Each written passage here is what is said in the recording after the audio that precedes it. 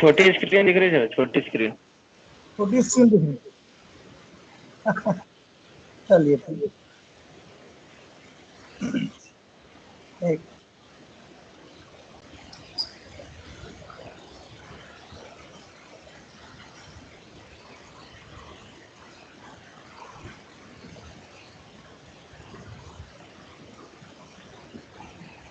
दिख रहा है क्या सर? दिख रहा है ब्रेन? क्या दिख रहा है ब्रेन में आपको? लेटरल व्यू दिख रहा है?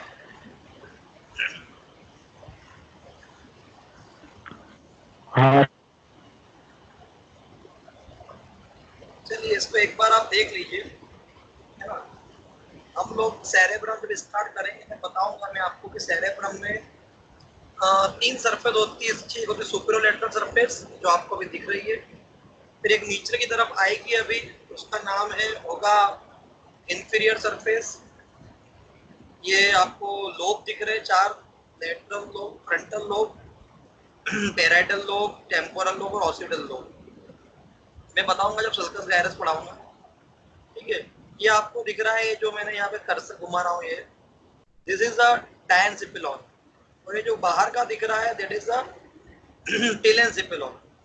टेलेनसिपिलॉन का एक और नाम है सेरेब्रल कॉर्टेक्स, और जो ये डायनसिपिलॉन है इसके 5 हिस्से होते हैं, thalamus, hypothalamus, metathalamus, epithalamus, subthalamus. अपना माइक बंद रखो भैया, ठीक है। ये जो आपको ऊपर ऊपर का जो दिख रहा है जहाँ मेरा कर्सर घूम रहा है, ये ऊपर वाला, this is a cerebral cortex या टेलेनसिपिलॉन।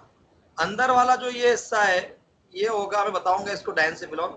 फिर ये जो छोटा सा हिस्सा दिख रहा है जरा सा, ये मिड ब्रेन है ये पूरा। इसमें टेक्टम, जहाँ पे मैंने कर्सर घुमा रखा है, tectum, tegmentum, substantia nigra, crus cerebral, और इसी कैविटी को सेरेब्रल एक्विडक्ट बोलते हैं जहाँ पे मेरा कर्सर है।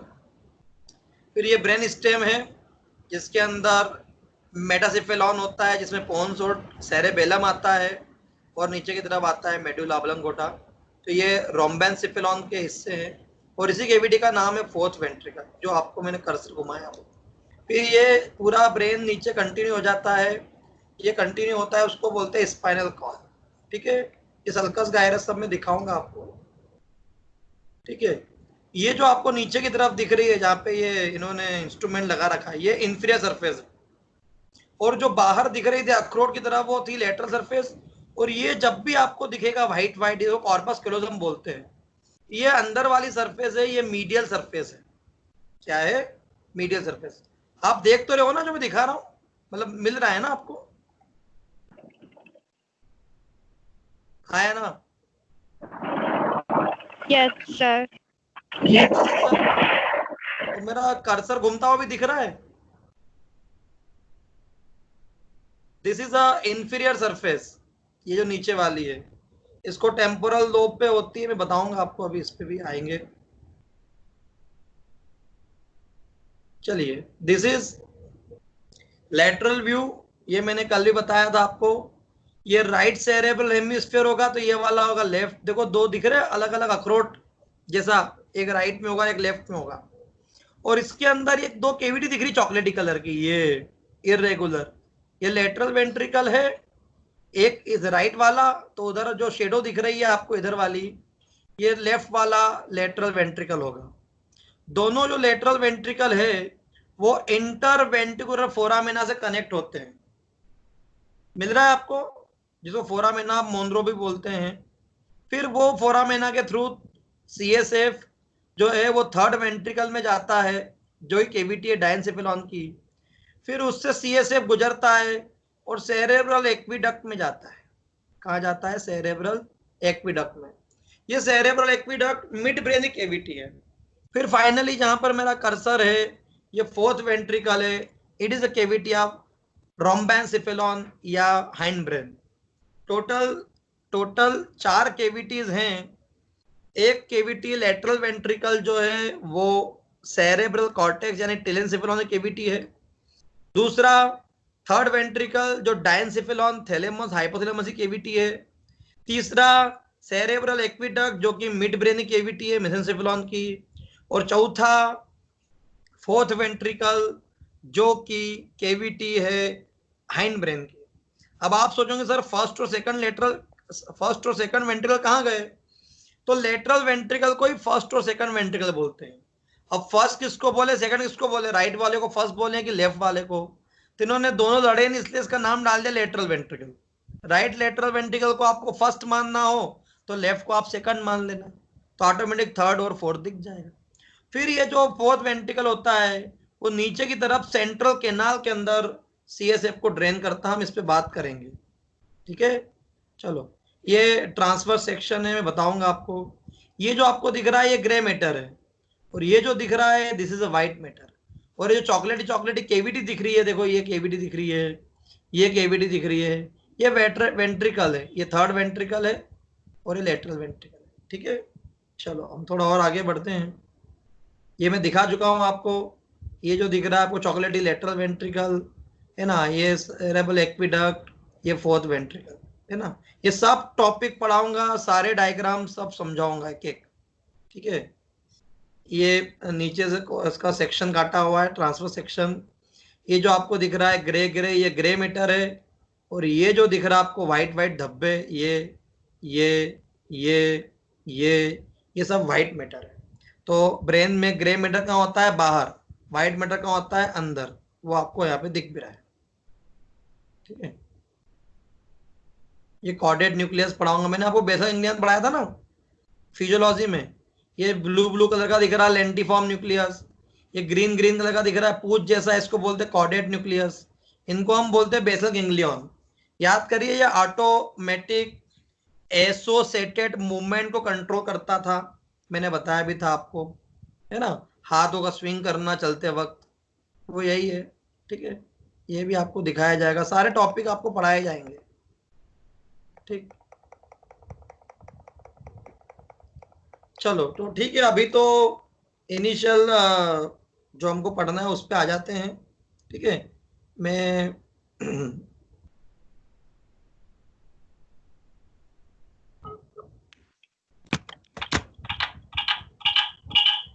अब मैं दिख रहा हूं क्या?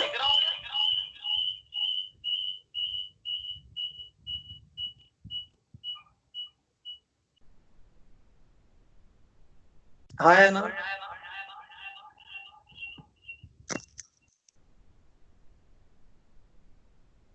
नहीं सर, आपकी फोटो दिख रही।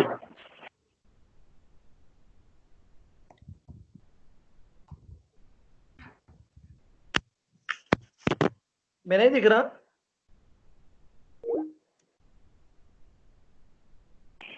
हाँ दिख रहे सर।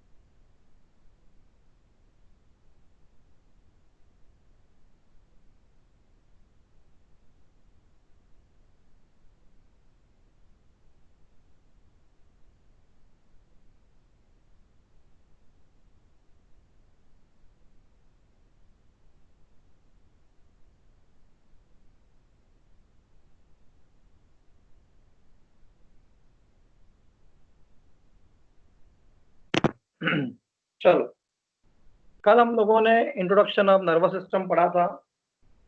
ठीक, अब हम जो नया टॉपिक स्टार्ट कर रहे हैं वो है सीएसएफ। मेरी आवाज आ रही है? Yes sir. ओके, और मैं दिख भी रहा हूँ? चलिए, यस सर। ओके, तो हम स्टार्ट करते हैं।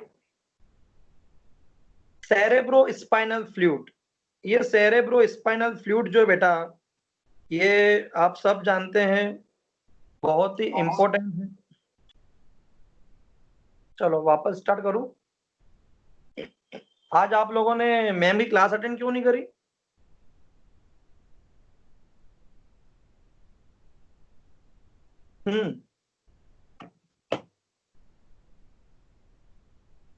बोलो।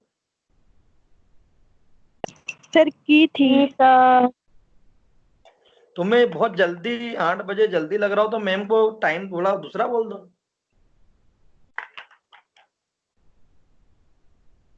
8 बजे उठने में प्रॉब्लम तो होती होगी, मैम को बोल दो थोड़ा शाम वाम को ले ले, या फिर बीच में कोई टाइम है उसमें ले ले, है ना? चलो, तो हम स्टार्ट कर रहे हैं सेरेब्रो स्पाइनल फ्लूइड। सबके पास मेरे नोट्स होंगे, ये फोटो दिख रही है सभी को? ठीक है, तो ये खरगोश जैसा मैंने अभी तुम्हें दिखाया भी था। चलो, तो कल भी दिखाया था, तो मैं स्टार्ट कर रहा हूँ CSF। ठीक है, सेरेब्रो स्पाइनल फ्लूइड क्या है बेटा? बेसिकली ये लिम्फ को रिप्लेस करता है नर्वस सिस्टम में। यानी मैं आपको मोटे तौर पे बोलूं कि जो लिम्फ होना चाहिए था, जो पूरे शरीर में सब जगह है, बट ब्रेन में नहीं है, तो ब्रेन में उस लिम्फ को का सब्स्टिट्यूट कौन है? उसका सब्स्टिट्यूट है सेरेब्रो स्पाइनल फ्लूइड। मैंने आपको एक्सक्रीटरी सिस्टम पढ़ा दिया था, बहुत सारे लोग आए थे, कुछ शायद होली होली छुट्टी होंगी इसलिए नहीं आए होंगे, अदरवाइज सब आए थे। तो मैंने आपको एक चीज बताई थी, उसमें मैंने बताया था कि जो हमारा ग्लोमेरुलर प्लक्सस होता है, एफ्रेन और इफ्रेन आर्टरियल का एक बहुत बारीक गुच्छा होता है, तो उस बारीक गुच्छे पे जैसे ही खून आता है तो वो प्रेशर से खून छन जाता है। उस छने हुए को हम फिल्ट्रेट बोलते हैं। फिर उसमें हम चीजों को वापस ले लेते हैं, ये करते हैं वो करते हैं, फिर जो बच जाता है वो यूरिन है। एज इट इज हमारे हमारे इसमें भी एक कोराइड प्लक्सस होता है। क्या बेटा? कोराइड प्लक्सस। मैं आपको भी जस्ट दिखाता हूं।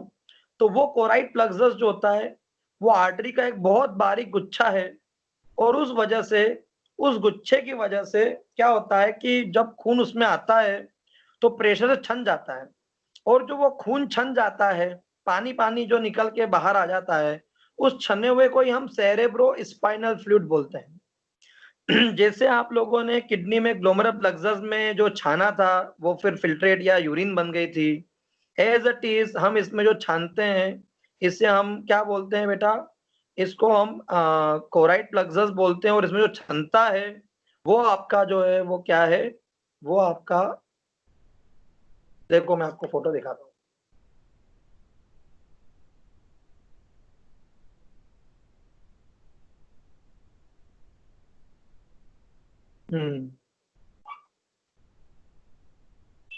ये फोटो देखो आप सभी लोग, दिख रहा है?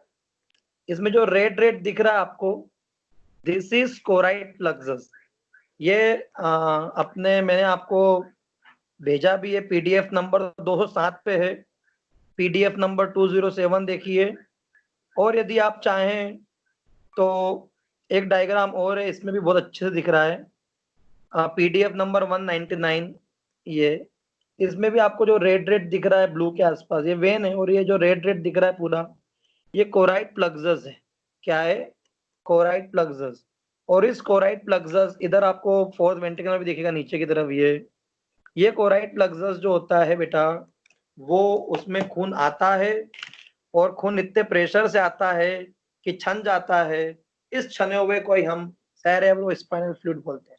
जो लिम्फ के काम थे, न्यूट्रिशन प्रोवाइड करना, टॉक्सिक्स को रिमूव करना, इसके अलावा शॉक एब्जॉर्बर है। यदि सीएस से पानी भरा हुआ नहीं होता तो चोट लगती, तो शॉक एब्जॉर्ब की तरह बिहेव नहीं होता, हमें सर पे चोट लग जाती। ये सीएसएफ पे कुछ काम है, तो मैं पढ़ाता हूँ सीएसएफ, फिर हम आगे बढ़ेंगे। CSF, cerebro spinal fluid, it is a modified fluid of blood. तो ये खून का ही एक रूपांतरित एक पदार्थ है। It content in the ventricular system of brain. और ये सीएसएफ किसमें भरा रहता है? वेंट्रिकल्स में। Lateral ventricle, third ventricle, cerebral aqueduct, fourth ventricle उसमें भरा रहता है। ठीक है, फॉर्मेशन। और देखो एक चीज और लिखी है, CSF रिप्लेसेस लिम्फ इन नर्वस सिस्टम। तो सेरेब्रो स्पाइनल फ्लूइड लिम्फ ही है नर्वस सिस्टम का। Formation, CSF is formed by the choroid plexus of ventricles. Choroid plexus of lateral ventricle, choroid plexus of fourth ventricle. Choroid plexus जैसे मैंने glomerular plexus बताया था ना एफ्रेन इफ्रेन artery का, तो cerebral artery जो होती है, सेरेब्रल आर्टरीज, उसका जो गुच्छा होता है उसको बोलते हैं कोराइड प्लेक्सस। ये कोराइड प्लेक्सस में बहुत खून जबरदस्त प्रेशर से आता है और छन जाता है, इसी इसको हम बोलते हैं सेरेब्रो स्पाइनल फ्लूइड। CSF पढ़ा रहा हूं बेटा मैं, ठीक है। क्वांटिटी 150 ml अराउंड हमेशा हमारे ब्रेन में भरा रहता है। हालांकि 200 ml पर आवर इसकी स्पीड है बनने की, हर 1 घंटे में 200 ml बनता है और बन के फिर उसमें से वापस सब एब्जॉर्ब हो जाता है। हमारे ब्रेन में हमेशा कितना बड़ा रहता है, 150 ml। 200 ml नया बना यूज हो गया, फिर नया बना यूज हो गया, नया बना यूज हो गया, तो स्टोर कितना रहता है, 150 ml। नाउ सर्कुलेशन, तो सर्कुलेशन के लिए फोटो देखो आप, मैंने अभी आपको बताई भी थी, ठीक है। इसमें आपको ये जो दिख रहे हैं ये लेटरल वेंट्रिकल है 2, ये लेटरल वेंट्रिकल इंटर वेंट्रिकुलर फोरामेना के थ्रू CSF को थर्ड वेंट्रिकल में डालते हैं। थर्ड वेंट्रिकल से सेरेब्रल एक्विडक्ट के थ्रू फोर्थ वेंट्रिकल में CSF जाता है, फोर्थ वेंट्रिकल के थ्रू CSF सेंट्रल कैनाल में जाता है। वैसे बता दूं, सब अरेन और स्पेस जो कि मेनिंजिस की एक कवरिंग है उसमें भी CSF जाता है, 2 छेदों के थ्रू जाता है जो फोर्थ वेंट्रिकल में होते हैं, फोरामेना लुस्का एंड फोरामेना मगेंडी। मैं आपको PDF नंबर बताऊंगा, आप उसमें देखना, आपको वो छेद दिख जाएंगे, है ना। चलो CSF पढ़ रहे बेटा अपन, है ना। तो circulation, CSF passes from each lateral ventricle through the interventricular foramina और कहाँ जाता है उसके through, third ventricle. Third ventricle से कहाँ जाता है, सेरेब्रल एक्विडक्ट। सेरेब्रल एक्विडक्ट से कहाँ जाता है, फोर्थ वेंट्रिकल। फोर्थ वेंट्रिकल से कहाँ जाता है, स्पाइनल कॉर्ड में, सेंट्रल कैनाल में, ठीक है। Absorption, CSF chiefly absorbed through the arachnoid villi। ये अरेक्नॉइड एक मेनिंजिस होती है सबसे अंदर, मेनिंजिस यानी कि ब्रेन कवरिंग, उसके में अंदर छोटी छोटी जड़ें होती है, वो जड़ें इस CSF को एब्जॉर्ब करते हैं और इसी तरह से हमारे ब्रेन में फ्लूइड लिक्विडिटी मेंटेन रहती है, हमारे ब्रेन में तरावट मेंटेन रहती है, ये अरेक्नॉइड विलाई इसको खींचते हैं। फंक्शन, न्यूट्रिशन टू CNS, हमारे ब्रेन का जितना भी न्यूट्रिशन होता है ब्लड के अलावा, जो मेनिंजिस वगैरह है, वेंट्रिकल के अंदर का आसपास का जो एरिया है उसमें पोषक तत्व CSF देता है, ठीक है। कुशन टू द ब्रेन, ये पानी भरेला है इसलिए झटका एकदम से हमारे ब्रेन को नहीं लगता, हमारा ब्रेन आपस में दोनों टकराते नहीं, बीच में क्या है, बीच में CSF है, तो देखो टकरा नहीं रहा, अभी CSF नहीं होगा, टकरा जाएगा, ध्यान रखना। लिम्फ भी यही है, तो जो लिम्फ के काम थे जो मैंने ब्लड में पढ़ाए थे, लिम्फोसाइट डिस्ट्रीब्यूट करना, प्रोटीन डिस्ट्रीब्यूट करना, वाटर सप्लाई करना, डिफेंस रक्षा करना, वो सब इसके भी काम होंगे। एप्लाइड एनाटॉमी, कभी कभी क्या होता है कि ये वेंट्रिकल ब्लॉक हो जाते हैं, मैं जब वेंट्रिकल पढ़ाऊंगा तब बताऊंगा भी, तो छोटे बच्चे के शरीर में जब ये ब्लॉक हो जाते हैं तो वेंट्रिकल CSF आएगा लेकिन निकलेगा नहीं, तो वेंट्रिकल में CSF भरने लग जाएगा, भरने लग जाएगा, भरने लग जाएगा, तो बच्चे का माथा भी बड़ा हो जाता है, इसको बोलते हैं हाइड्रोसिफेलस, बड़े माथा का बच्चा। एक मूवी देखना आप पाओ, उसमें भी बताया हुआ है। दूसरा, यदि एडल्ट है जैसे अपन सब लोग हैं व्यस्त, अब हमारा तो माथा बड़ा नहीं हो सकता क्योंकि हमारी खोपड़ी अब सॉफ्ट नहीं रही, तो फिर हमको माइग्रेन होने लग जाएगा, सर दर्द, क्यों, क्योंकि प्रेशर बढ़ेगा, क्योंकि CSF निकल नहीं पा रहा है। इसके अलावा कभी कभी मेनिंजाइटिस एक बीमारी होती है, मेनिंजाइटिस दिमागी बुखार, इंसेफेलाइटिस जो रेबीज में भी होता है, हमारा दिमाग इन्फ्लाम्ड हो जाता है, उसमें सूजन आ जाता है, इन्फेक्शन हो जाता है, तो हमारी रीढ़ की हड्डी में L3 L4 के आसपास सुई डाल के लंबर एरिया में लंबर पंक्चर करके हम CSF को निकालते हैं और एग्जामिन करते हैं कि भैया कौन सा बैक्टीरिया बीमार कर रहा है। इस तकनीक को बोलते हैं लंबर पंक्चर। क्या बोलते हैं, लंबर पंक्चर। LP बोल रहे LP किया यार अभी, क्यों, अरे मेनिंजाइटिस लग रहा था, लंबर पंक्चर। तो हाइड्रोसेफेलस, माइग्रेन और लंबर पंक्चर, ये 3 एप्लाइड एनाटॉमी है CSF की। CSF फिजियोलॉजी में भी आता है, CSF एनाटॉमी में भी आता है, मैंने अभी पढ़ा है। नेक्स्ट टॉपिक निकालिए, मेनिंजेस। ठीक है, ज्यादा डीप में जाना नहीं मेनिंजेस के बारे में। ये फोटो मैंने बनाई है, यदि आपको मेरे नोट्स में साफ दिख रही होगी, और जो मेरे ओरिजिनल नोट्स है उसमें मैंने 3 कलर में बताई हुई है। सबसे बाहर आपको ड्यूरामीटर दिखेगा, फिर उसके अंदर आपको दिखेगा अरेक्नॉइड, और सबसे अंदर दिखेगा पायामीटर। ड्यूरामीटर और अरेक्नॉइड के बीच का जो स्पेस होता है उसको सब ड्यूरल स्पेस बोलते हैं। अरेक्नॉइड के नीचे जो स्पेस होता है उसको सब अरेक्नॉइड स्पेस बोलते हैं। और पायामीटर जस्ट अटैच होती है ब्रेन से। ये ब्रेन की कवरिंग है। क्या है? ब्रेन की कवरिंग। आप चाहो देखना तो देखो, मैं आपको बताता हूं। ब्रेन कवरिंग एक छोटे से डायग्राम में है जरूर वो। यस, ये देखो, इसमें जो उन्होंने काट ये जो इंस्ट्रूमेंट से निकाला हुआ है चाकू छुरियों से, ये ड्यूरामीटर का फोल्ड है। देख पा रहे हो? आपको बुक में दिख रहा होगा, आप लोग भी देख सकते हो। PDF नंबर है 187। ठीक है, ये देखिए, इसके अंदर भी आपको जो ग्रे कलर की ऊपर ट्रांसपेरेंट लेयर दिख रही है ब्रेन के ऊपर, एक covering, that is the meninges, arachnoid meninges. ठीक है, तो आपको ये पता होना चाहिए मेनिंजेस है। चलो हम स्टार्ट करते हैं वापस। ठीक, तो मेनिंजेस ये कभी 2 नंबर 5 नंबर में पूछ ले। वैसे फोल्ड ऑफ ड्यूरामीटर में आपको पढ़ाने वाला हूँ, जो रटना है, ये भी 2 नंबर में उसके नाम आते हैं। तो टोटल 5 नंबर में आ सकता है meninges.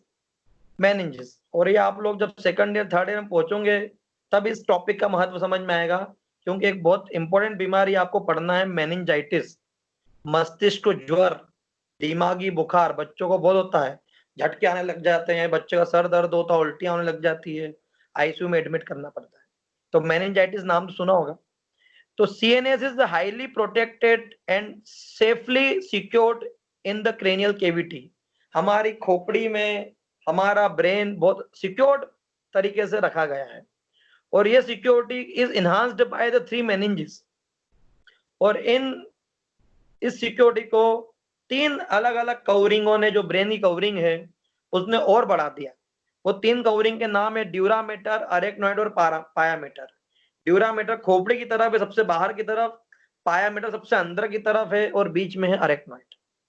Dura mater, outer most covering of the CNS, just inside the cranial bone. खोपड़ी स्कल के जस्ट अंदर होती है, डेंस होती है, मोटी होती है, और डेड लेयर होती है। इसके 4 फोल्ड होते हैं। ये 4 नाम आपको पूछते हैं, 2 नंबर में रटना है, मैं कुछ हेल्प नहीं कर सकता। फॉक्स सेरेब्राई, सेरेब्रम के ऊपर जो ड्यूरामीटर का फोल्ड होता है उसे फॉक्स सेरेब्राई बोलते हैं, FALX, falx cerebri. Falx cerebelli, cerebellum जो होता है छोटे छोटे सा ना, छोटा दिमाग, उसकी जो कवरिंग का फोल्ड होता है उसको बोलते हैं फॉक्स सेरेबेलाई। फिर एक टेंट नुमा होता है सेरेबेलम और मिड ब्रेन के वहां पे, इसको टेंटोरियम सेरेबेलाई बोलते हैं। सेरेबेलम में 2 थे, फॉक्स और टेंटोरियम। और एक होता है जो कि जो एक मेमोरी ग्लैंड होती है, मेमोरी बॉडी उस पे होती है। देखो ये डायग्राम को गौर फरमाओ, मेरे नोट्स में भी है, जहां पर ये पिट्यूटरी ग्लैंड, पिट्यूटरी ग्लैंड की जो कवरिंग होती है ड्यूरामीटर की, इसे हम बोलते हैं फॉक्स सेरेबेलाई, फॉक्स सेरे डायफ्रेगमा सेलाई। और देखो यहाँ पर डायग्राम दिख रहा होगा आपको, ये तो फॉक्स सेरेब्राई है, ये फॉक्स सेरेबेलाई है, और ये टेंट नुमा जो मैंने बनाया हुआ है ये टेंटोरियम सेरेबेलाई है। मेरे नोट देखो ध्यान से, दिख जाएगा आपको। तो ये 4 फोल्ड होते हैं, फॉक्स सेरेब्राई, टेंटोरियम,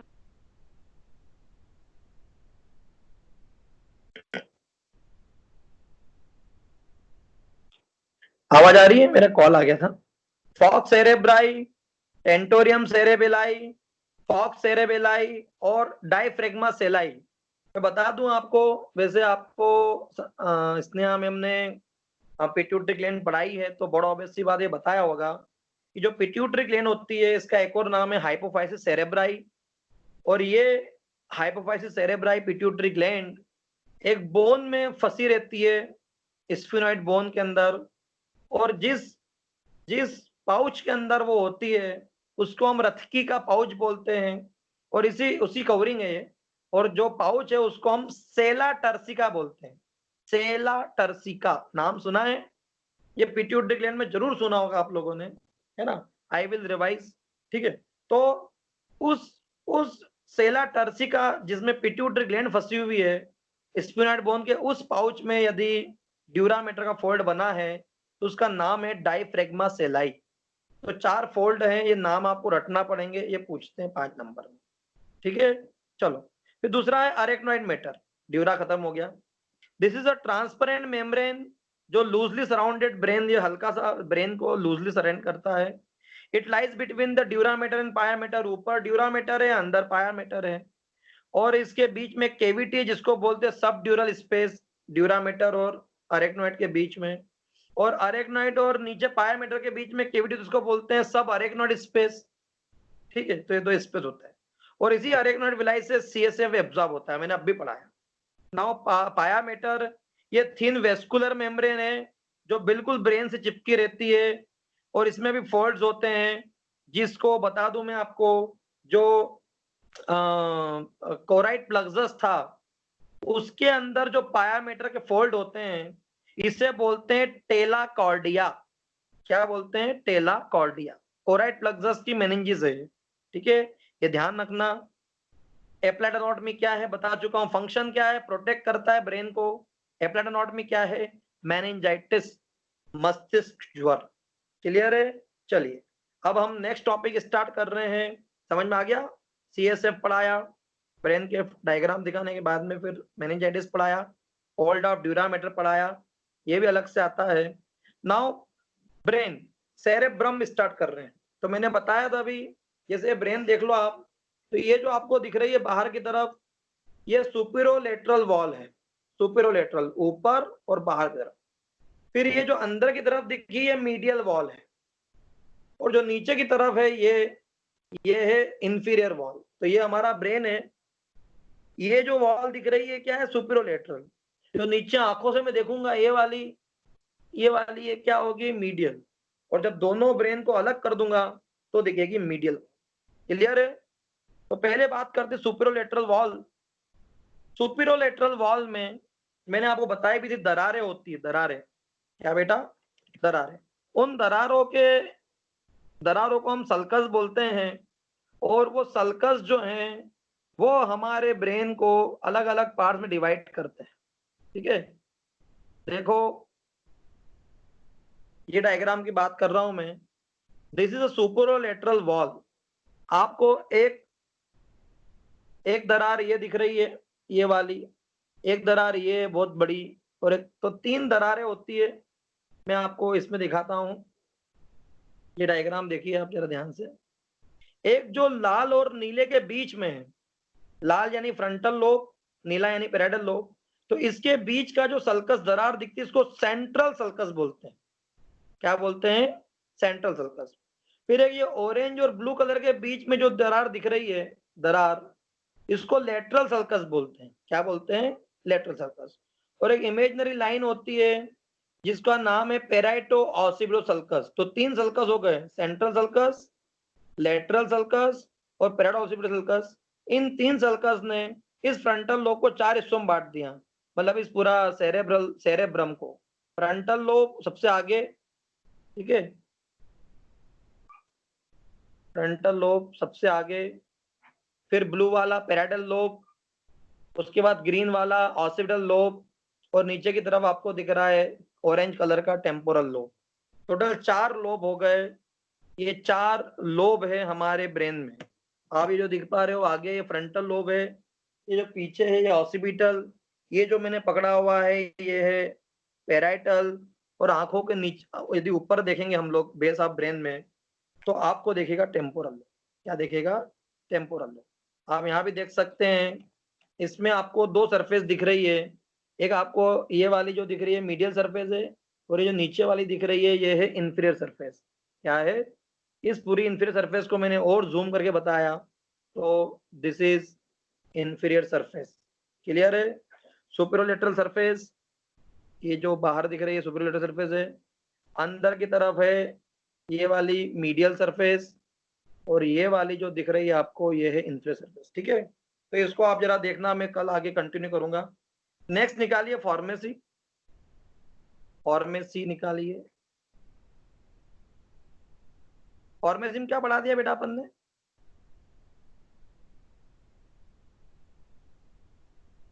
फॉर्मेसी में हमने ओसोलॉजी पढ़ ली है ना, कुछ बचा है?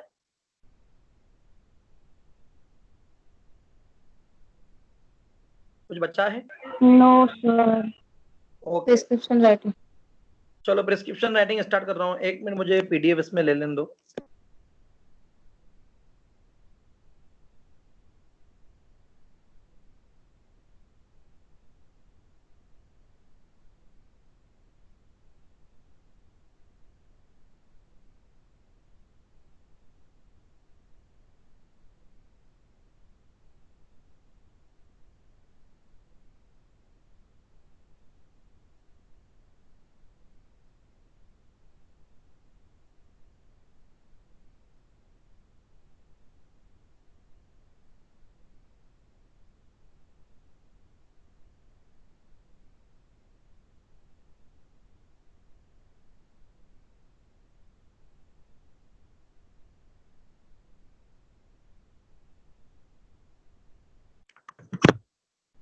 ओके, हाँ बेटा, मैंने आपको कल बताया था सिलेक्शन ऑफ पोटेंसी में कि 3 चीजें हमने को देखना होती है।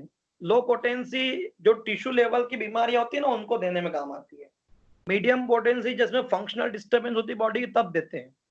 और हाई पोटेंसी जब मेंटल डिसऑर्डर होते हैं तब देते हैं, डायनामिक। तो जैसे मान लो मुझे एक्यूट टॉन्सिलाइटिस हुआ, एक्यूट बीमारी है, तो क्या मेरे टिश्यू इन्वॉल्व हो गए होंगे? मेरे टिश्यू सड़ गए होंगे 2 दिन में टॉन्सिलाइटिस में? नहीं। तो एक्यूट डिस्टरबेंस फंक्शनल प्लेन पे होता है, इसलिए मीडियम टू हाई पोटेंसी देते हैं। ध्यान रखना, जब जब भी कोई एक्यूट बीमारी लेके आए, अरे डॉक्टर साहब मेरे को यार एकदम दस्त लग गया यार जबरदस्त, एक्यूट, तो फंक्शनल लेवल पे बीमारी है, तो इसके अंदर क्या करना पड़ेगा आपको? हाई या मीडियम पोटेंसी देना पड़ेगी। और कोई व्यक्ति बोल रहा है डॉक्टर साहब 20 साल से घुटनों में दर्द है, 20 साल से पेट दुखता है, पेट में गठान है, यहाँ गठान है, ये है, 20 साल से ऐसा हो रहा है, तो वो टिश्यू इन्वॉल्व जरूर हो गए होंगे, तो उसमें देंगे आप लो पोटेंसी। तो एक्यूट डिसीज में आप हाई देते हैं, क्रोनिक में लो देते हैं। ठीक है, फिर जिस जो एनर्जेटिक है, डायनामिक है, जो ससेप्टिबल है, बहुत जल्दी बीमारी ले लेता है, सेंसिटिव है, दुबला पतला है, उसको हाई पोटेंसी। जो मोटा थुलथुला है, जो शरीर से ज्यादा काम करता है, लेबर क्लास के लोग, दिमाग कम काम करते हैं, लेबर ज्यादा करता है, श्रमिक है ना, मोटे लोग जो बहुत डल डीजी होते हैं, अरे यार कहाँ जाएंगे वहां, कौन पैदल चलेगा इतनी दूर, तो वो मटेरियल ज्यादा है उनके शरीर में, डायनामिटिसिटी कम है, तो मोटे लोगों को, लेबर क्लास के लोगों को, डल डीजी सुस्त लोगों को, जो कम एक्टिव होते हैं, उनको जाती है लो पोटेंसी। और जो दिमाग से काम करते हैं, डॉक्टर, इंजीनियर, वकील, जो दुबले पतले होते हैं, जो दिमाग वाला काम करते हैं, लेबर मतलब उनका ऑक्यूपेशन दिमाग वाला है, तो उनको जाता है हाई पोटेंसी। तो डॉक्टरों को अधिकतर क्या जाएगी? हाई पोटेंसी, वकील को हाई, इंजीनियर को हाई, लेबर मजदूरों को लो। क्लियर है? छोटा बच्चा बहुत सेंसिटिव होता है तो उसको हाई पोटेंसी, बुढ़े सेंसिटिव होते हैं। अभी कोरोना में मोदी जी ने क्या बोल रखा है कि 10 साल से छोटे बच्चे और 65 साल से ज्यादा बुजुर्ग ये बाहर ना जाएं, क्योंकि they are more susceptible, they are so delicate, they are so less immune, they are so dynamic for disease catching power ज्यादा है उनकी, तो उनको हाई पोटेंसी चाहिए। एडल्ट है, कहीं फर्क नहीं पड़ रहा है, क्या कोरोना टोरोना जाओ आन दो, हम तो बहुत जबरदस्त इम्यून है, तो उनको medium to low potency. Clear है? चलो, तो ये पोटेंसी सिलेक्शन में बताया था मैंने और आज बता दिया। नाउ निकालो प्रिस्क्रिप्शन राइटिंग, ये सबसे मेन है हमारा, इसी के पैसे मिलेंगे हमको। बोले सर वो प्रिस्क्रिप्शन लिख दो यार, वो बीमारी हो गई, ठीक है 500 रुपये परामर्श शुल्क दे दो, तो हम लिख देंगे। तो प्रिस्क्रिप्शन सबसे मेन है। बोले यार वो सर का प्रिस्क्रिप्शन बहुत बढ़िया है यार, बेहतरीन इलाज हो जाता है, बहुत बढ़िया हाथ है सर का। तो प्रिस्क्रिप्शन ये बहुत इंपॉर्टेंट हिस्सा है एज ए डॉक्टर, क्योंकि दवाई लिखना ही तो हमारा, अरे डॉक्टर साहब दवा लिख दो यार जरा, उसकी दवा लिखना, ये है प्रिस्क्रिप्शन राइटिंग। अब इसके 4 पार्ट्स होते हैं, सुपरस्क्रिप्शन, स्क्रिप्शन, सबस्क्रिप्शन एंड सिग्नेचर। ये पूछते हैं अलग से 10 नंबर में, ये 4 पार्ट्स। और 10 नंबर में इसका एक वो आता है, फॉर्मेट आता है, मैं समझा रहा हूँ आपको, एक प्रिस्क्रिप्शन लिखने को भी आता है। टोटल हम लोगों को 20 मार्क्स में आया था 2002-3 में, जब मैं फर्स्ट ईयर में था। बट आपको 10-10 नंबर में कुछ भी पूछ सकते हैं, या तो पार्ट्स पूछ सकते हैं जो पढ़ा रहा हूँ, या फॉर्मेट जो पढ़ाने वाला हूँ। 4 पार्ट्स होते हैं। सुपरस्क्रिप्शन, सुपरस्क्रिप्शन मतलब कि स्क्रिप्ट, स्क्रिप्ट मतलब कहानी, मेन बात उससे ऊपर की चीज है। तो क्या होगा, इसमें नाम आएगा पेशेंट का, फॉर किसके लिए दवाई लिखना है, age, gender, address, mobile number. अब आप सोचेंगे सर यार ये नाम पते हैं, इनकी क्या जरूरत है? नाम से बहुत कुछ क्लू मिल जाते हैं कि भैया कौन सी जात धर्म का है।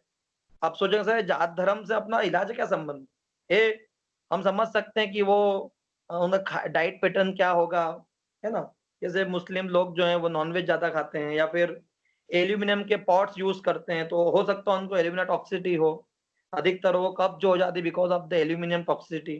सेकंड ईयर में आप पढ़ोगे एफएमटी में, ठीक है। या कोई बोले जैन है तो वो लहसन वसन ही नहीं खा रहा है, हो सकता है उसकी हार्ट में प्रॉब्लम हो, या कोलेस्ट्रॉल ज्यादा बढ़ गया हो बिकॉज वो लहसन नहीं खाता, प्याज नहीं खाता। कोई ब्राह्मण है उसको विटामिन बी 12 D3 कम हो जाएगा, क्यों? शुद्ध शाकाहारी, विटामिन B12 और D3 तो नॉनवेज में मिलता है। अंडा भी नहीं खाता, दूध भी नहीं पीता, धूप भी नहीं खाता, विटामिन डी कम हो जाएगा। तो नाम और धर्म से ये फर्क पड़ता है।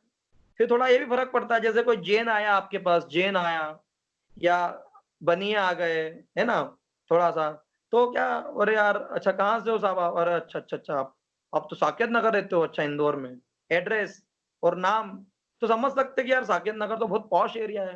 तो बोले हाँ हमारा बंगला है 4000 स्क्वायर फीट का, अच्छा अच्छा।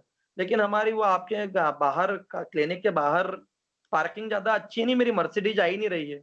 अच्छा मर्सिडीज भी है, तो उसके भी दो फायदे हैं। एक तो हमारी फीस अपन थोड़ी बढ़ा देना, नहीं तो सस्ती दवा दे दोगे तो काम नहीं आएगी उनको, क्योंकि अमीरों को लगना चाहिए कि 40,000 खर्च नहीं करे तो हम ठीक कैसे होंगे। थोड़ी फीस बढ़ा देना, दवाई बढ़ा देना। दूसरा, जैसे कोई साकेत नगर की महिला आई है जो अमीर है और उसको एनीमिया है, मैंने देखा एनीमिया है उसको, तो मैं उसको बोलूंगा अंजीर खाइए मैडम, आप ड्राई फ्रूट्स खाइए, एप्पल खाइए, ये।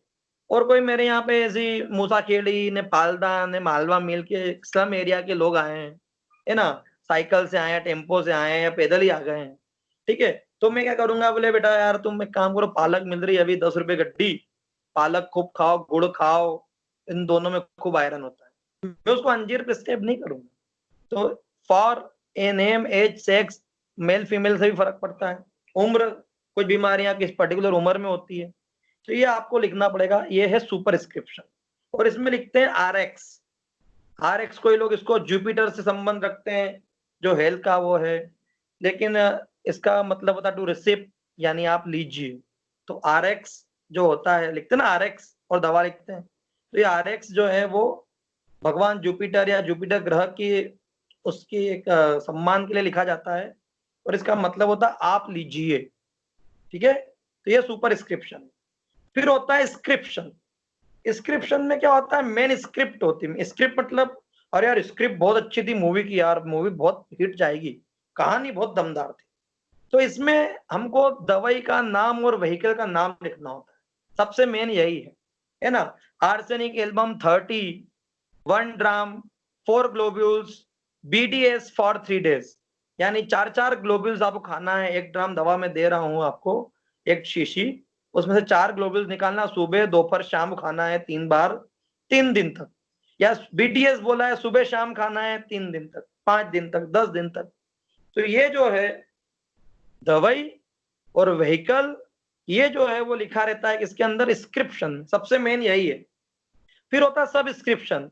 इसमें कंपाउंड और डायरेक्शन होते हैं कि भैया ग्लोबुल में डालना है दवाई, कि शुगर आप मिल्क में देना है, कि ऑलिव ऑयल में देना है, कि वेस्लिन में देना है, कि ग्लिसरीन में देना है, कि पानी में देना है, कि एल्कोहल, जिसमें तुम्हारा मन उसमें दे रहे। तो direction to the compounder, vehicle pattern, dosage, repetition, ये सब किस में रहता है बेटा, सब्सक्रिप्शन में। Now last, signature.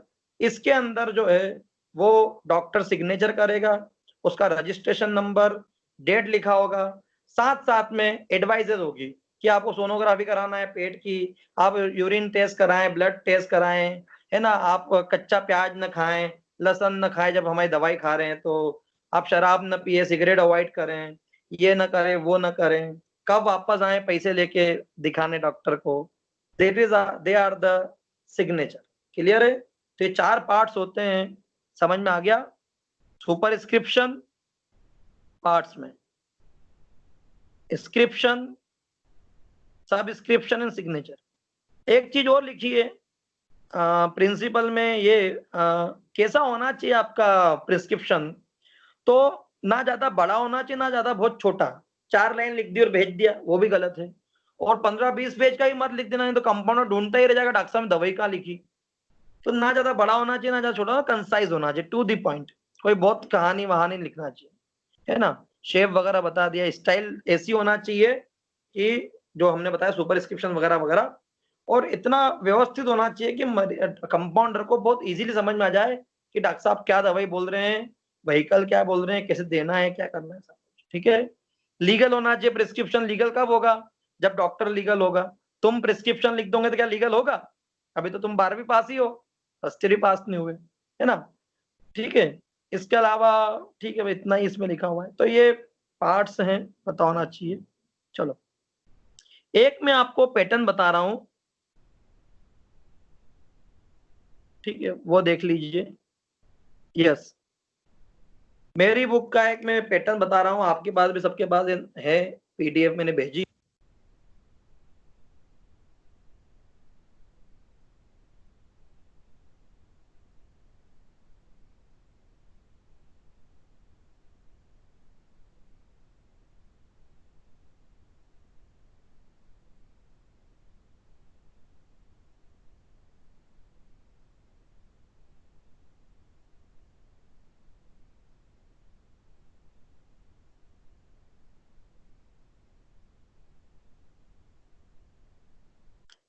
चलो बेटा, तो प्रिस्क्रिप्शन राइटिंग में जो मुझे आपको दिखाना है, ये फोटो, ये देख लीजिए।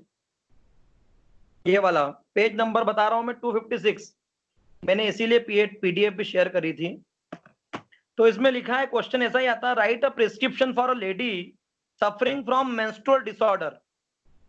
ठीक है, तो महीना की समस्या है महिला को, तो चलो ग्लोब्यूल्स वाला लिख देते हैं, अगला वाला लिख लो शुगर ऑफ मिल्क वाला। ठीक, तो मास्टर सन, फॉर लिखा है, फॉर मास्टर संटू, एज है 6 साल, मेल है। अब मास्टर लिखा है तो मेल ही होगा। इसमें एड्रेस नहीं लिखा, मोबाइल लिखा नहीं, नंबर लिखा, आप लिख देना। और RX, ये सुपर स्क्रिप्शन है। सीना 30 दिए इसको अपन ने, पेट में कीड़े हैं इसको। 8 ग्लोब्यूल्स, 20 नंबर वाले ग्लोब्यूल्स दिए हैं। सेक्लेक 16 नंबर का जो पाउडर है वो दिया है उसमें।